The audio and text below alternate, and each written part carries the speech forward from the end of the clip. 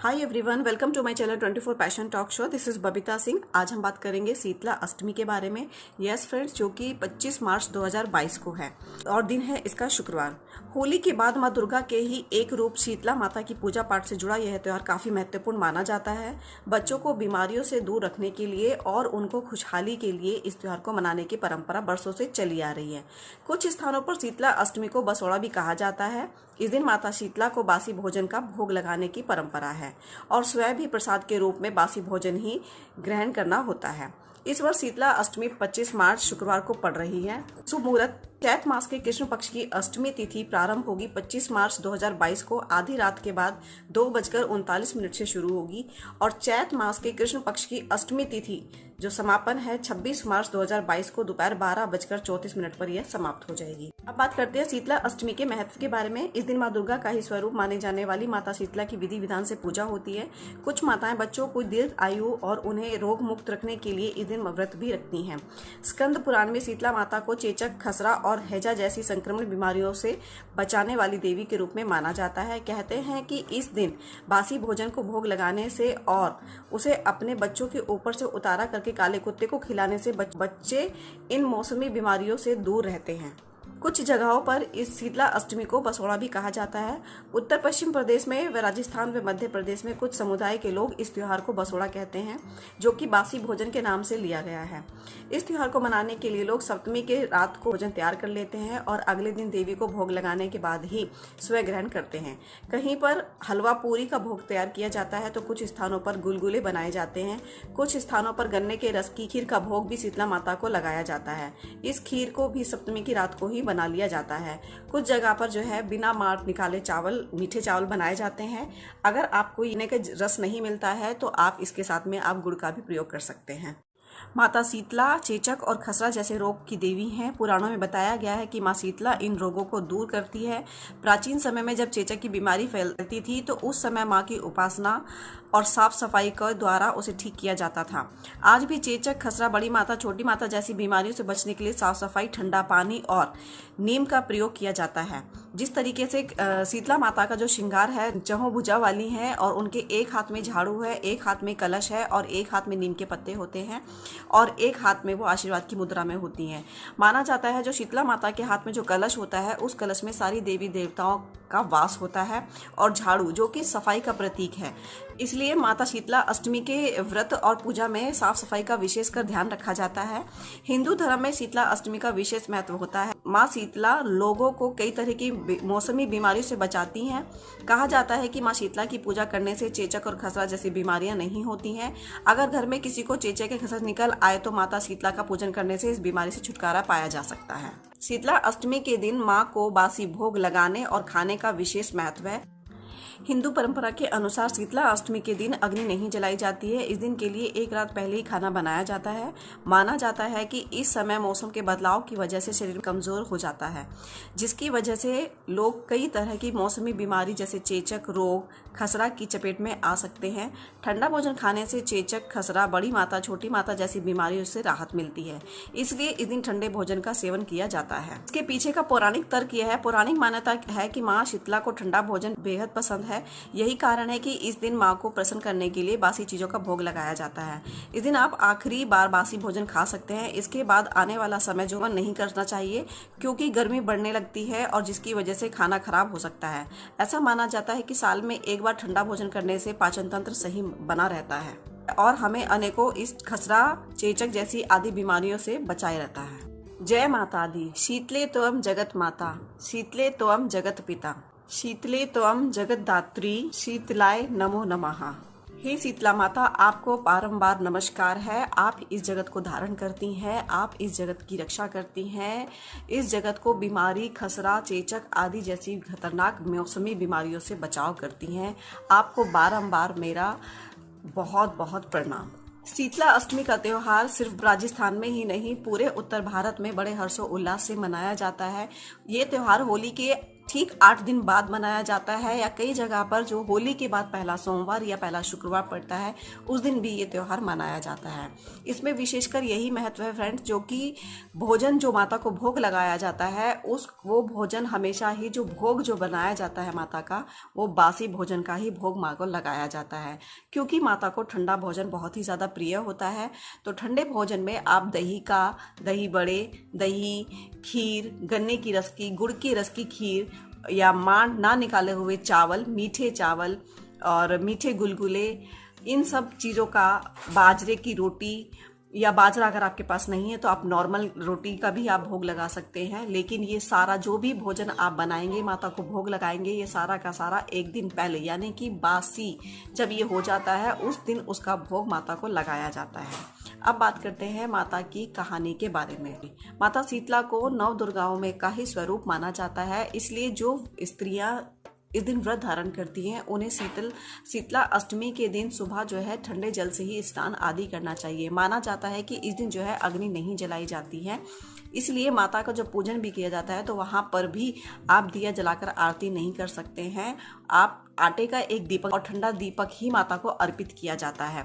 और जब माता की आरती करी जाती है तो माता की आरती जो है एक लोटे में जल भरकर उससे माता की आरती करी जाती है। शीतला अष्टमी की कथा के बारे में अनेक कथाएं प्रचलित हैं, लेकिन पौराणिक कथाओं के अनुसार एक कथा जो बहुत विशेषकर महत्व रखती है वो इस प्रकार है। एक बार माता शीतला विचार करती हैं कि जाकर धरती लोक पर देखते हैं कि कौन कौन मेरी पूजा अर्चना करता है।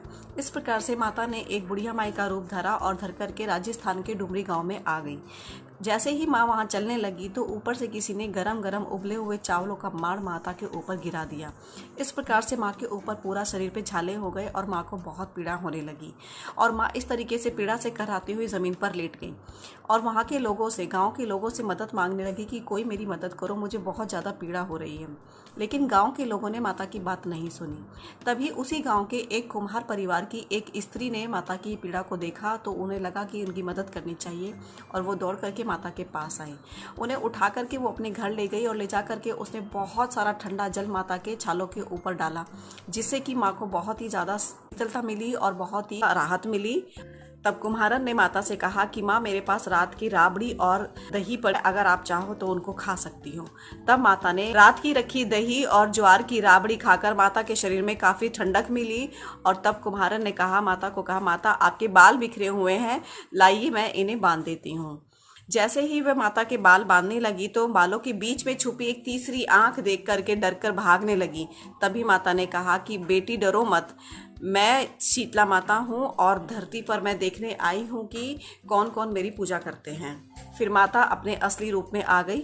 माता शीतला को देख करके भाव विभोर हो गई। कुम्हारन, माता मैं तो बहुत गरीब हूँ, मैं आपको कहाँ बिठाऊं, मेरे पास तो आसन भी नहीं है। तब माता मुस्कुराकर कुम्हारन के गधे पर जाकर बैठ गई। तभी से वो गधा जो है माता की सवारी बन गया, और अपने हाथ में जो झाड़ू लिए रहती हैं उस झाड़ू से कुम्हारन के घर की सारी सफाई करके टोकरी में भरकर उसके घर की सारी गरीबी घर से बाहर फेंक दी और उसके घर को धन धान्य से परिपूर्ण कर दिया। माता ने कुम्हारन के श्रद्धा भाव से खुश होकर के कुम्हारन को वर मांगने के लिए कहा। तब हाथ जोड़कर कुम्हारन ने माता से कहा, अगर माँ आप मेरे को आशीर्वाद देना चाहती हैं या मेरा इच्छित वर देना चाहती हैं तो आप हमारे डुंगरी गाँव में ही सदा के लिए निवास करें और यहाँ पर हमें अपनी पूजा करने का अवसर प्रदान करें। जो भी व्यक्ति आपकी श्रद्धा पूरे भक्ति भाव से सप्तमी और अष्टमी की पूजन करे, व्रत रखे, आपको ठंडा व्यंजन का भोग लगाए, उसकी गरीबी को ऐसे ही दूर करना, अखंड सौभाग्य का आशीर्वाद दे करके उसके दुर्भाग्य को दूर करना। माता शीतला ने कहा, बेटी ऐसा ही होगा, और कहा कि मेरी पूजा का मुख्य अधिकार कुम्हारों का ही होगा। तभी से ये प्रथा चली आ रही है। जो भी मनुष्य इस तरीके से शुद्ध मन से माता शीतला की पूजा करता है, ठंडे भोजन का चढ़ावा चढ़ाता है और अपनी मनोकामना पूर्ण होने पर माता की व्रत रखता है, अष्टमी का व्रत रखता है और माता को ठंडे भोजन का भोग लगाता है, उसकी सारी मनोकामनाएं माता पूर्ण करती हैं और उसकी दरिद्रता को दूर करती है। जिन लोगों के घर में संतान नहीं है उन लोगों को भी माता शीतला की पूजा अर्चना करनी चाहिए। इससे भी माँ निसंतान दाम्पत्यों को संतान का फल देती हैं, उनके घर में भी संतान की प्राप्ति हो जाती है। इस प्रकार से माता शीतला हमें अनेकों रोगों से बचाती हैं, बच्चों को भी निरोग रखती हैं और बच्चों की लंबी आयु की भी कामना हम शीतला माता से करते हैं तो हमें उसका भी वरदान प्राप्त होता है। इस प्रकार से शीतला अष्टमी के दिन सुबह जल्दी उठना चाहिए, ठंडे जल से स्नान करना चाहिए, उसके बाद घर पे ही या फिर जहाँ पर होली जलाई जाती है वहाँ पर माता शीतला की पूजा करी जाती है। जो भी आपने सप्तमी के दिन भोजन तैयार किया है, दही बल्ले हो गए, दही हो गई, बाजरे की मीठे चावल हो गए, गुलगुले हो गए, बाजरे की रोटी हो गई, या जो भी आपने भोजन बनाया है, सात्विक भोजन बनता है, उस सब भोजन को ले जा करके वहाँ पर, और आटे के जो है इतने बड़े बड़े कच्चे आटे के मल करके उसको गुलगुले बनाए जाते हैं, उनको रखा जाता है पूजा में, और जहाँ पर होली जलाई जाती है वहाँ पर ही माता शीतला की पूजा अर्चना करी जाती है। मिट्टी के सारे बर्तन होते हैं जिसमें माता शीतला को पूजा जाता है, क्योंकि मिट्टी की तासीर जो है बहुत ठंडी होती है, मिट्टी ठंडी होती है, इसलिए उनके जो बर्तन होते हैं वो भी मिट्टी के ही होते हैं। जिस तरीके से पौराणिक कथा के अनुसार कुम्हारन ने ही माता के दर्द को उनकी पीड़ा को कम किया था, तो इसलिए माता की पूजा में जो इस्तेमाल होते हैं वो बर्तन वो भी मिट्टी के ही होते हैं। मिट्टी के कटोरे होते हैं, मिट्टी का कलश होता है, मिट्टी का लोटा होता है, वो सब मिट्टी के बर्तन से ही माता की पूजा को करी जाती है और माता को भोग लगाया जाता है। जहाँ पर होली जलाई जाती है वहाँ पर जाकर के माता की पूजा अर्चना करी जाती है। स्थान दूर है जहाँ होली जलाई गई है वहाँ आप नहीं जा सकते हैं, तो आप अपने घर पर ही 2 ईंटें ला करके रख करके वहीं पर शीतला माता को इस तरीके से माने कि शीतला माता है और उनकी आप पूजा अर्चना करें, उनको जल चढ़ाएं, उनको भोग लगाएं। इस प्रकार से आपको ये पूजा अर्चना संपन्न करनी होती है। और माता को दीपक, आटे का दीपक बनाया हुआ माता को अर्पित करा जाता है, लेकिन ध्यान रखना है फ्रेंड्स, वो दीपक जलाया नहीं जाता है। माता की आरती जब करी जाती है तो वो लोटे में जल भर करके जल से ही माता की आरती करी जाती है। अब बात करते हैं कि शीतला अष्टमी के दिन क्या क्या करना वर्जित है। सुई धागे का इस्तेमाल करना बिल्कुल निषेध है, इस दिन सुई धागे का इस्तेमाल नहीं करना चाहिए। साथ ही साथ में कभी अभी सर्दियाँ जा रही हैं, कुछ लोग अभी स्वेटर या कभी कभी शॉल ले लेते हैं, तो इस दिन जो है गर्म या ऊनी वस्त्रों का प्रयोग ना करें। नहाने धोने के बाद एक सुंदर रंगों के वस्त्र धारण करें, काला या नीला ना धारण करें।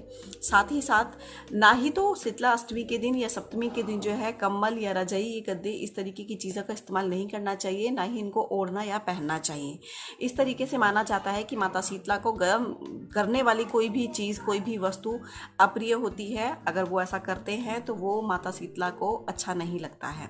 साथ ही साथ माता शीतला को खुश करने के लिए इस दिन जो है गर्म पानी का इस्तेमाल बिल्कुल ना करें, ठंडे पानी से ही सारी चीज़ें करें और बासी भोजन का ही प्रयोग करें। पूरे आप इतना भोजन बनाएं कि पूरे दिन भर आपको चूल्हा जलाना ना पड़े। अगर हो सके तो इस दिन जो है कोई भी गरम चीज़ खाने से परहेज करें, बचें, और ना ही कोई ऐसा वस्त्र पहने जो आपको गर्माहट प्रदान करे। ठंडे वस्त्र ही धारण करें और ठंडे जल का ही इस्तेमाल करें और ठंडे भोजन को ही ग्रहण करें। तो इस प्रकार से ये सारी विधि थी माता शीतला की अष्टमी की विधि। आशा करती हूँ कि आप सबको ये विधि जरूर पसंद आई होगी। आज के लिए इतना ही friends, thank you, bye bye and take care. जय शीतला माता की जय।